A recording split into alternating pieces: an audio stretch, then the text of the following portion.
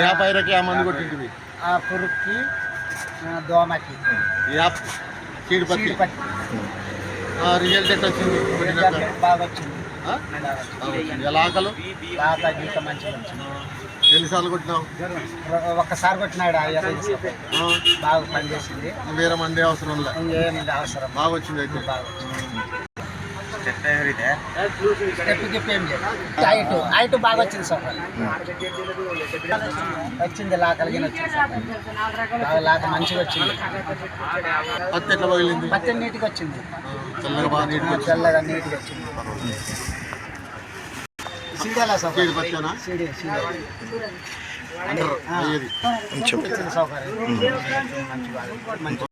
Organic వాడినాను. మంచి result వచ్చింది. పత్తి బాగా వచ్చిందా? బాగా వచ్చింది. బాగా తెల్లగా రూపాయలు బాగా పోయింది. మంచిగా నీట్గా పురుగు గిరుగు లేకుండా ఏం లేదు. ఇంకా గొగ్గు పోయినది లేదు. సీడ్ పత్తి పాస్ అయినాయి కదా? బాగా పాస్ అయినాయి. విత్తనాలు కూడా పాస్ అయినాయి. జబర్దస్త్ పాస్ అయినాయి. ఒప్పుకున్నారు. విత్తనాలు పాస్ అయినాయి. వాడుకున్నచ్చు.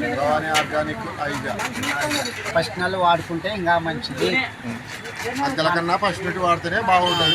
మధ్యన వాడినా మధ్యన వాడినా మంచి పంట వచ్చింది. మంచి పంట ఇంకా బాగా వస్తుంది. దిగుబడి బాగా వస్తుంది. ప్రతి రైతు వాడుకోవచ్చు. ప్రతి రైత వాడుకునొచ్చు.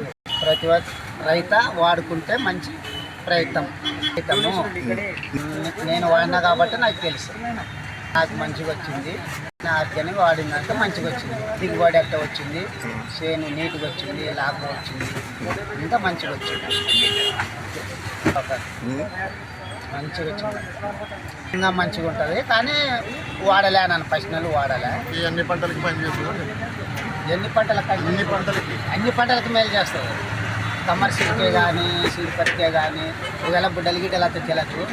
ఇంకా వరికిన మనకు తెలదు అంత దెబ్బ.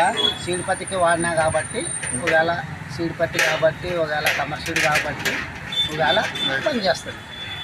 పిల్లల్లో ఏమని చేస్తుంది. అడిగలే చూకొచ్చా. ఇంకా